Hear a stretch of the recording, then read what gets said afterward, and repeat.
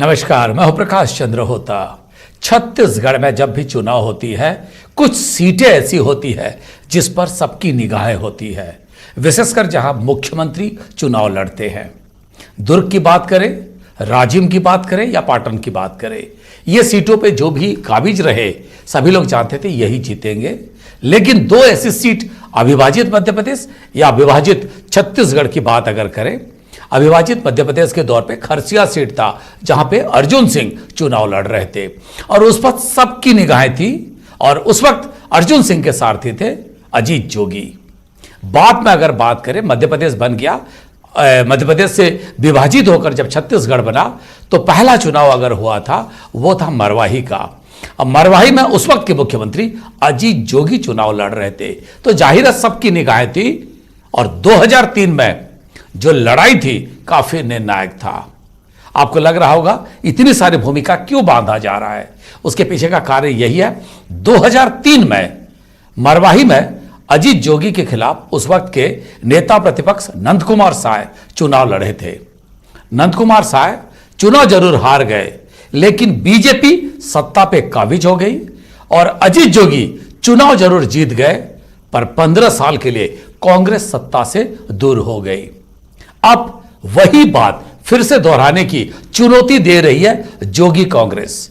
धर्मजीत सिंह कह रहे हैं, अगर वाकई जानना चाहते हैं कि मरवाही की जनता किसको चाहती है, तो बीजेपी और कांग्रेस, उसके अध्यक्ष जो दोनों हैं मोहन मरकाम और विष्णुदेव साय, दोनों आ जाए और जोगी कांग्रेस से उनके प्रदेश अध्यक्ष अमित जोगी चुनाव लड़ेंगे। पता चल जाएगा कि वर्चस्व की लड़ाई में किसकी जीत होगी और किसकी हार होगी। ये चुनौती के पीछे का कारण क्या है, मरवाही में कौन किस पर भारी है, आज इसी विषय पर बात करेंगे। हमारे साथ होंगे 3 वरिष्ठ मेहमान। अगले आधे घंटे के लिए हमारे साथ रहेंगे घनश्याम राजू तिवारी, प्रवक्ता कांग्रेस, जो जोगी कांग्रेस और कांग्रेस दोनों को अच्छे से जानते हैं। सच्चिदानंद उपासने, बीजेपी के प्रवक्ता, और कारणों से पिछले दिनों वो काफी विवादों में रहे, उन्हीं को लेकर प्राइम डिबेट भी होती रही और चर्चा भी होते रहे, पर आज वो बीजेपी की बात रखेंगे। और साथ ही रहेंगे राम अवतार तिवारी, जो कई मुख्यमंत्रियों के चुनाव के सीट को बहुत करीबी से देखे हैं। दुर्ग जिले से 2 मुख्यमंत्री बने, राजिम से भी रहे, तो वो सारी बातों को लेकर राम अवतार तिवारी जी से भी हम बात करेंगे। चर्चा की शुरुआत करूंगा मैं राम अवतार तिवारी जी से। राम अवतार तिवारी जी, खरसिया का मैंने जिक्र किया मरवाही का, इस दोनों सीट के अलावा भी और सीटों पर भी रही, पर मुख्यमंत्री को उस तरह कभी चुनौती नहीं रही। क्या आप देख रहे हैं 2000 से जब प्रदेश बना, 2003 का मैंने जैसे जिक्र किया, आप क्या देख रहे हैं, मरवाही में पहली बार बिना अजीत जोगी के चुनाव होगा, तो यह चुनौती कैसी रहेगी, आप कैसे देखते हैं इसको, राम अवतार तिवारी? देखिए, मरवाही जो सीट है उसको एक्चुअल में भंवर सिंह पोर्ते का परिवार का सीट माना जाता था और कांग्रेस का गढ़ रहा है। कांग्रेस कभी हारी नहीं है। इसके पहले, जोगी जी के पहले, कांग्रेस वहां पर बहुत मजबूत रही। भंवर सिंह पोर्ते और उनका परिवार वो चुनाव जीतता रहा है वहां पर, और आदिवासी इलाके में कांग्रेस वहां पर गढ़ मजबूत था। उसके बाद जो अजीत जोगी जी पहुंचे, अजीत जोगी जी मुख्यमंत्री बनने के बाद, तो जिस अनुसार से उसके पहले जो भाजपा से इस्तीफा दिलाकर जो विधायक को उन्होंने कांग्रेस में शामिल किया और आज वो पूरी तरह से भाजपा में है, तो एक जो बार उन्होंने, उसके बाद कांग्रेस का गढ़ बना, भाजपा एक ही बार सफलता मिली, उसके बाद सफलता नहीं मिली है भाजपा को। भाजपा की स्थिति वहां पर बेहतर तरीके से नहीं है, कांग्रेस मजबूत है और जोगी जी के जाने के बाद वहां पर जोगी जी का परिवार मजबूत दिखता है, क्योंकि जोगी जी अब उनको अपना घर मानते हैं, परिवार के लोग मानते हैं और उनके काम का स्टाइल, तरीका है, उसके कारण मरवाही में जोगी परिवार का एक तरह से प्रभाव है, इसको नकारा नहीं जा सकता। ठीक है, क्योंकि पिछले चुनाव में एक तरह से कांग्रेस का लहर था, लहर में भी जोगी जी काफी वोटों से जीते, उनका व्यक्तिगत प्रभाव था। उनका व्यक्तिगत प्रभाव इस बार कितना असरकारी होगा, यह एक देखने लायक इस चुनाव में रहेगा। ठीक है, घनश्याम राजू तिवारी जी, कोरबा लोकसभा सीट के अंतर्गत आता है, आदिवासी इलाका है, एक छोर पे कोरिया है, दूसरे छोर पे बिलासपुर है, बाकी जिलों को भी छूता है, मध्य प्रदेश के बॉर्डर पे है। कई मामले में कांग्रेस सरकार ने अभी से तैयारियां कर दी है मैदान को, ताकि उनके अनुकूल रहे। लेकिन जिस हिसाब से धर्मजीत सिंह ने जो चुनौती दी है कि दोनों पार्टियों के अध्यक्ष कांग्रेस और बीजेपी के आ जाएं, क्या आप तैयार हैं या क्या कहेंगे इसको लेकर? घनश्याम राजू तिवारी। देखिए होता जी, जिस प्रकार से धर्मजीत सिंह जी एक वरिष्ठ नेता हैं छत्तीसगढ़ में, और मैं नहीं समझता कि वो इस तरीके की भाषा का कभी उन्होंने राजनीति में उपयोग किया, परंतु उन्होंने कहा है तो एक बात बहुत स्पष्ट है कि पिछले 18 वर्षों में मारवाही की जनता ने जिस परिवार और जिस व्यक्तित्व के पर उन्होंने सहमति जताई, अपना विश्वास दिया, और आज 18 सालों के बाद भी मारवाही की जनता अगर मूलभूत आवश्यकताओं के लिए करा रही है, तो उसके जिम्मेदार भी कहीं न कहीं वही परिवार और वही लोग हैं। आज कहीं न कहीं ये बात दिखाई पड़ रही है कि चूंकि उपचुनाव नजदीक है, तो जिन लोग मरवाही की जनता के साथ विश्वासघात किए हों, जिन्होंने उनका भरोसा तोड़ा हो, आज वो सिर्फ और सिर्फ राजनीतिक सिगुफीबाजी करके इस प्रकार के बड़े बोल बोलने का काम कर रहे हैं। सच्चाई तो ये है होता जी कि जो सर तिवारी जी कह रहे थे कि मूलतः मारवाही कांग्रेस समर्थित सीट रही है, आदिवासी सीट रही है, तो एक बात बहुत स्पष्ट है, पिछले 18 माह में भूपेश बघेल जी की सरकार ने, छत्तीसगढ़िया मुख्यमंत्री ने जो सौगातें मारवाही की जनता को दी, चाहे वो जिला का निर्माण करके गौरेला पेंड्रा मारवाही जिला बनाया, या मारवाही नगर पंचायत घोषित करके, या वहां पर स्वास्थ्य शिक्षा जैसी मूलभूत आवश्यकताओं को उन्होंने खड़ा किया है, ये सारे आसार हैं जो स्पष्ट रूप से दिखाई पड़ता है कि हार की बौखलाहट से धर्मजीत सिंह इस प्रकार की बड़ी बातें कर रहे हैं। ठीक है, सच्चिदानंद उपासने जी, मेरी आवाज आप तक पहुंच रही है? जी आ रही। हाँ, मेरा एक सीधा सवाल आप पे है। हाँ, घनश्याम राजू तिवारी जी तो सीधे जवाब नहीं दिए। हमारे विधानसभा के उपाध्यक्ष भी रह चुके हैं धर्मजीत सिंह, और कई बार के विधायक भी है, वरिष्ठ नेता भी है, और कांग्रेस से पुराना ताल्लुकात उनका रहा है। क्या कहेंगे? रामदयाल उइके 1998 में यह सीट छीन ली थी कांग्रेस से, और उसके बाद ये जोगी जी के परिवार के पास रही है। बीजेपी की प्रोस्पेक्ट कैसी है? दूसरी बात है, राज्य सरकार वहां पे लगातार योजनाएं दे रही है, नया जिला बना दिया गौरेला पेंड्रा मरवाही को, कई वहां पे अभी एक टेक्निकल इंस्टीट्यूट खोलने की बात हो रही है, कई सारी चीजें वहां पे रोज सौगातें दी जा रही है अरबों रुपया का। आप सरकार पे नहीं है, राज्य में क्या मुद्दा लेकर आप चुनाव लड़ेंगे और क्यों लोग आपको पसंद करेंगे वहां पे?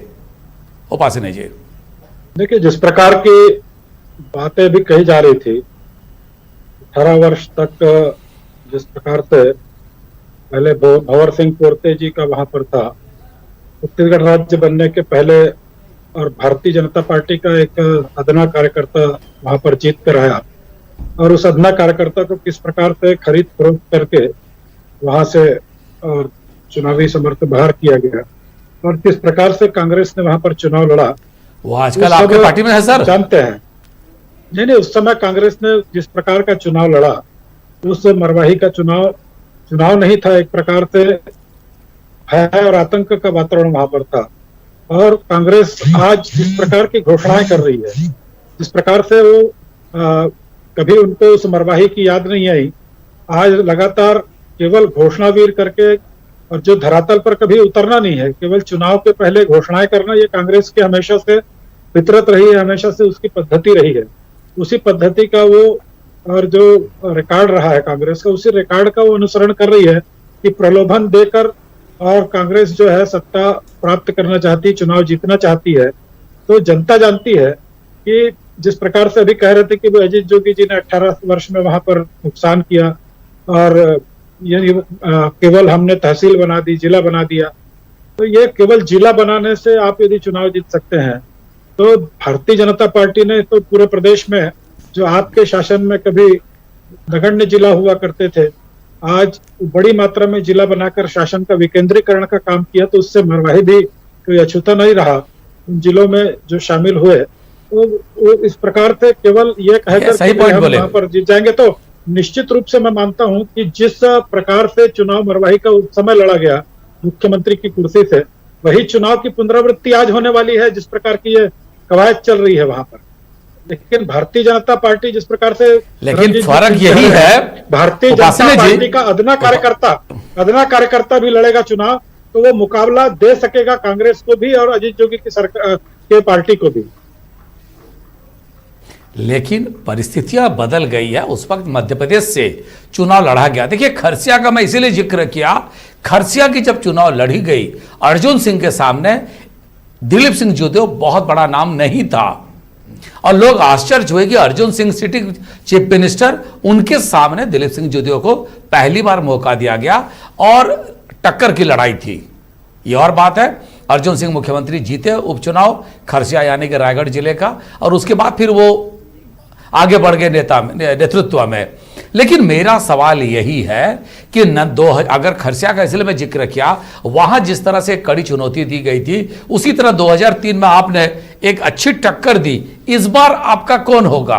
आपको ललकारा जा रहा है विष्णुदेव साय वहां पे चुनाव लड़ ले, क्या कहेंगे उपासना जी? देखिए, हमारा अदना कार्यकर्ता भी जिस प्रकार से हमारी एक महिला कार्यकर्ता वहां पर थी, उसने भी चुनौती दी और आज भी वो लड़ रही है सब प्रकार से। तो हमारा सर, समीरा पैकरा रमन सिंह जी के सरकार के समय आरोप लगाती थी। सर समीरा पैकरा थी ना, बात की बात छोड़ दीजिए, लेकिन तब भी आरोप लगाती थी सर आपके सरकार पे। दमदारी से टक्कर दी थी उसने, और कांग्रेस तीसरे नंबर पर आई थी, भारतीय जनता पार्टी दूसरे नंबर पर थी। ठीक है सर, जो कि कांग्रेस पहले नंबर पर थी। नहीं, तो मेरा सवाल यही है, उसने किया था। हम आज भी कहते हैं कि भारतीय जनता पार्टी नहीं, मेरा सवाल है, ये कहने वाले सुझाव देने वाले सर, एक आवश्यकता नहीं है। भारतीय जनता पार्टी राष्ट्रीय पार्टी है और उसका अदना कार्यकर्ता भी टक्कर दे सकता है। सर, आपके अदना कार्यकर्ता समीरा पैकरा ने आरोप लगाई थी, उसको जिस तरह से पार्टी नेतृत्व बेग देना चाहिए, सपोर्ट देना चाहिए, नहीं दी। यह समीरा पैकरा का खुल्लम खुल्ला आरोप था, क्योंकि जोगी जी के जात का मामला जब आया उस वक्त भी उसको अच्छे से नहीं लड़ी गई, और उसके बाद की भी लड़ाई, चुनाव की भी लड़ी ठीक से नहीं लड़ी गई। यही समीरा पैकरा का आरोप था। उस पर क्या कहेंगे उपासना जी? नहीं, यदि आरोप था, वो तो पराजय के बाद तो आरोप हर व्यक्ति लगाता है पार्टी पर और नेताओं पर।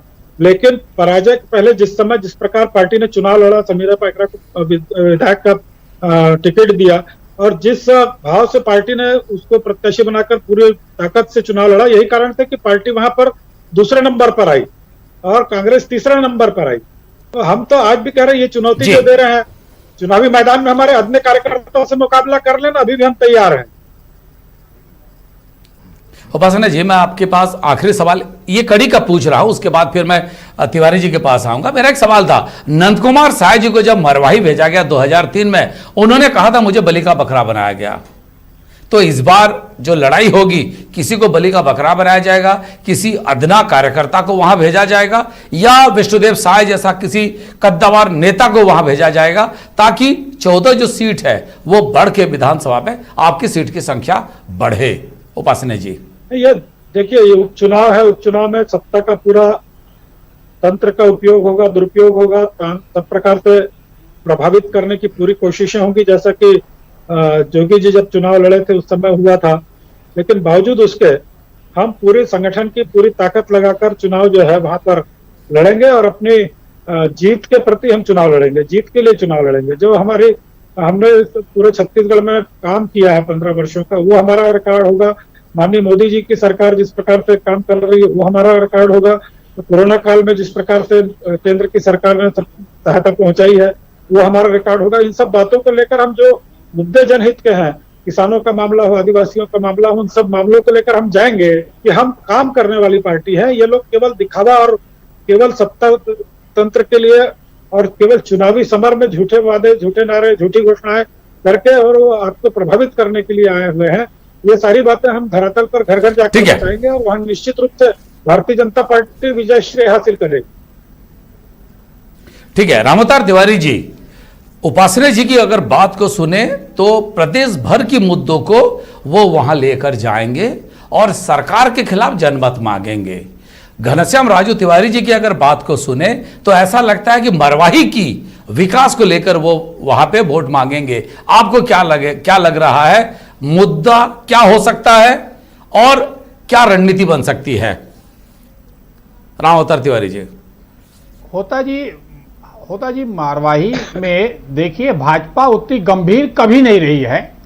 जिस तरह से अचानक नंद कुमार शाह जी को भेजा गया, उसके बाद उनकी बाद में उपेक्षा की गई, उनको पूरी राजनीति से अलग कर दिया गया, प्रदेश की राजनीति से। उसके बाद समीरा पेकरा को पिछले चुनाव लड़ाया गया। उसका समीरा पेकरा अपने पार्टी नेतृत्व की बगावत कर रही थी। वो लगातार जो अजीत जोगी के खिलाफ कोर्ट कचहरी जा रही थी, उनके खिलाफ जांच की मांग कर रही थी और कांग्रेस सरकार मदद कर रही थी। तीसरा आदमी जो वहां लंबे समय से संत कुमार पासवान, जो भाजपा का आदिवासी प्रकोष्ठ का प्रदेश अध्यक्ष रहा है, प्रमुख, वो भी लगातार पार्टी नेतृत्व के खिलाफ संत कुमार नेताम विरोध करता रहा। तो भाजपा के प्रमुख नेताओं की आपसी गुटबाजी, वहां भाजपा कमजोर दिखती है, आपस के झगड़े और केंद्रीय नेतृत्व और प्रादेशिक नेतृत्व का जिस तरह से वहां पर काम होना चाहिए, रणनीति होना चाहिए, वो कहीं ना कहीं कमजोरी वहां दिखती है। दूसरी बात, जोगी के परिवार का वहां पर एक सहानुभूति का फायदा मिल सकता है, ये इस चीज को देख रहे हैं। और उनका परिवार से जो आत्मीय लगाव रहा है, उनके परिवार का नेतृत्व रहा है, छत्र छाया रहा है, उसके बीच वो फिर से पहुंचकर चुनाव जीतना चाहते हैं। उसकी रणनीति बनाने में अमित जोगी को एक अच्छा रणनीतिकार भी माना जाता है। तो वो इस तरह से वो रणनीति भरा बयान ये धर्मजीत का है, ये लग रहा है। इस बयान से वो चुनावी समर में कूदने के पहले वो अन्य दलों को चुनौती देकर वहां पर रणनीति को थोड़ा मथना चाहते हैं लोगों के बीच, ये दिख रहा है। तीसरी तरफ कांग्रेस है। कांग्रेस अपने सत्ता का प्रभाव, अपना पुराना सीट, जो खोई हुई सीट है, उस सीट को पाने के लिए वो लगातार बहुत सावधानी के साथ, बहुत रणनीति के साथ वहां पहुंच रही है। जिला बनाने की वहां 1 दशक पुरानी मांग को पूरी की है। वहां पर प्रशासनिक अधिकारियों की लगातार नियुक्तियां हो रही है, विकास के काम की घोषणा हो रही, और वहां पर जो लोग हैं, जोगी कांग्रेस के लोगों को अपने साथ लाने की कोशिश की जा रही है और नेतृत्व को एकजुट होकर वहां पर चुनाव लड़ा जाए, ये कोशिश लगातार हो रही है। तो एक त्रिकोणीय संघर्ष की स्थिति रहेगी। उसमें मुझे लगता है कि जोगी कांग्रेस और कांग्रेस के बीच मुकाबला रहेगा। जी घनश्याम राजू तिवारी जी, अगर मैं एक और सीट की बात करूं, उपचुनाव हुआ था दंतेवाड़ा में महेंद्र कर्मा की धर्मपत्नी और साथ ही भीमा मंडावी की धर्मपत्नी दोनों आमने सामने थे। दोनों के परिवार ने शहादत देखा था और दोनों के परिवार में गमी थी, लोग जानते थे। और सबसे बड़ी बात थी, जो देवती कर्मा वो 200 वोट से हारी थी उससे ठीक पहले। वहां की परिस्थिति में जब उपचुनाव होता है, भीमा मंडावी के शहादत के बाद चुनाव में आप बाजी मारते हैं। मरवाही की स्थिति बिल्कुल अलग है दंतेवाड़ा से। दूसरी तरफ पे यहां आपका चेहरा कौन होगा अभी तक तय नहीं है। तो क्या रणनीति क्या होगी? और जिस तरह से आपके खिलाफ वहां जाकर कोई काम नहीं करने की जो वोट मांगने की बात बीजेपी कह रही है, आपकी कमजोरी को, आपके खिलाफत जो जा रही है, सारी बातों को वहां उछालने की बात बीजेपी कह रही है, आपके मुद्दे क्या होंगे और चेहरा कौन होगा मरवाही में?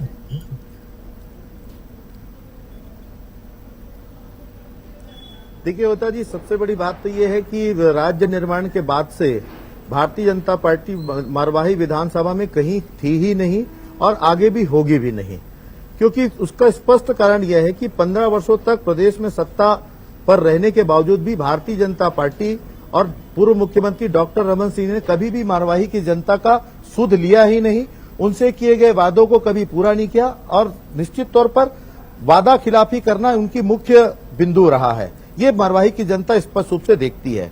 आपने पूछा कि हमारी क्या रणनीति होगी, तो हमारी रणनीति प्रथम दृष्टया यही है, 18 माह की भूपेश बघेल जी की सरकार के जनहितकारी फैसले, हमारे प्रदेश के संगठन के मुखिया मोहन मरकाम जी, जिनके नेतृत्व में हमने दंतेवाड़ा और चित्रकूट का चुनाव जीता है, उनकी रणनीति। तो आप कहना चाहते हैं पर और एक निष्ठावान तिवारी कार्यकर्ता जी। जो मारवाही का विधानसभा का प्रत्याशी होगा, उनके चेहरे पर ये चुनाव हम लड़ेंगे और ऐतिहासिक मतों से चुनाव में जीत कर आएंगे। जी, ये पूरा विश्वास ठीक और है। भरोसा घनश्याम इसलिए राजू तिवारी क्योंकि जी, हमने जो तिवारी जी, चुनाव तिवारी में जी। जनता से किए हैं होता जी, उन वायदों को हमने तिवारी पूरा जी, किया है। इसका और इसी की मतलब रणनीति हम ठीक है, जीत कर इसका आएंगे। मतलब यह समझा जाए, तिवारी जी, इसका मतलब यही समझा जाए कि आप अपने कार्यकाल के पिछले 2 साल, लगभग चुनाव तो अभी डेट डिसाइड नहीं हुआ है, लगभग 2 साल के कार्यकाल के जो भी उपलब्धि है उसी को लेकर वोट मांगेंगे।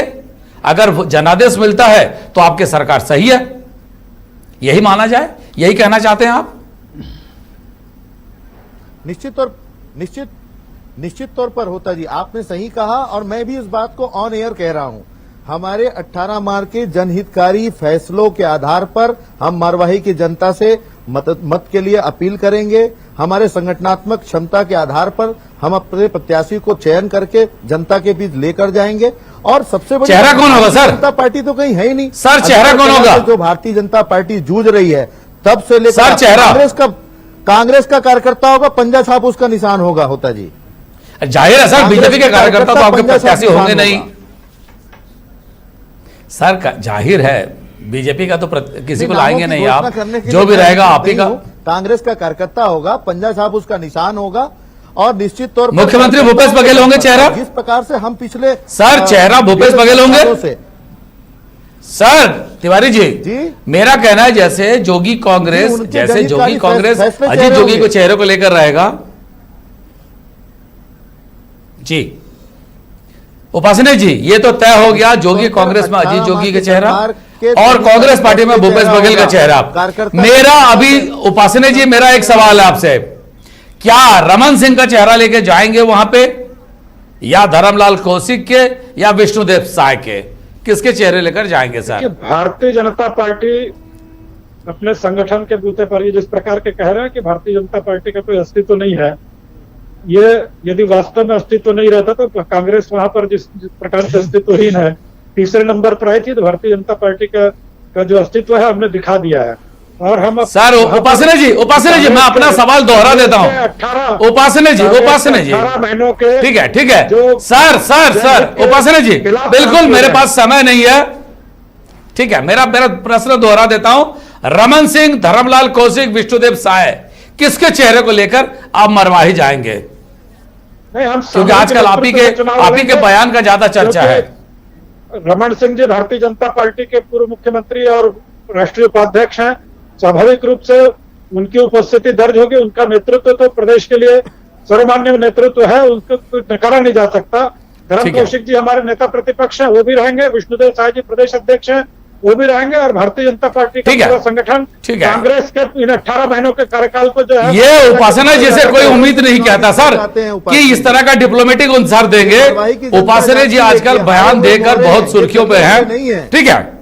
मारवाही की जनता को छलने ठीक का है, काम किया। घनश्याम राजू तिवारी जी, सच्चिदानंद उपासने जी और राम अवतार तिवारी जी, तीनों मेहमानों का आज तो समय हो गया है। किसी और दिन फिर इसी को आगे बढ़ाएंगे क्योंकि चुनाव आने वाले दिनों में है। पर एक बात तय है, मरवाही वो चुनाव क्षेत्र होगा, वो रण क्षेत्र होगा जिस पे देखने को मिलेगा हर पार्टी की अपनी रणनीति। क्या बीजेपी तय करेगी राज्य की किसको चेहरा बनाएगी वहां पे? दूसरी तरफ से कांग्रेस भूपेश बघेल के चेहरे को लेकर जाएगी, सरकार के कामकाज को लेकर वोट मांगेगी। जोगी जी का भी तय है, लेकिन मैदान में उतरेंगे कौन, सामने कौन रहेंगे, यह बड़ी सवाल है। जोगी कांग्रेस खाली डिक्लेयर कर दिया है, अमित जोगी प्रत्याशी होंगे। आने वाले दिनों में वो भी हम बताएंगे, लेकिन आज समय हो गया है। खबरों का सिलसिला न्यूज 18 छत्तीसगढ़ मध्य प्रदेश में जारी रहेगी, लेकिन हमें दीजिए विदाई।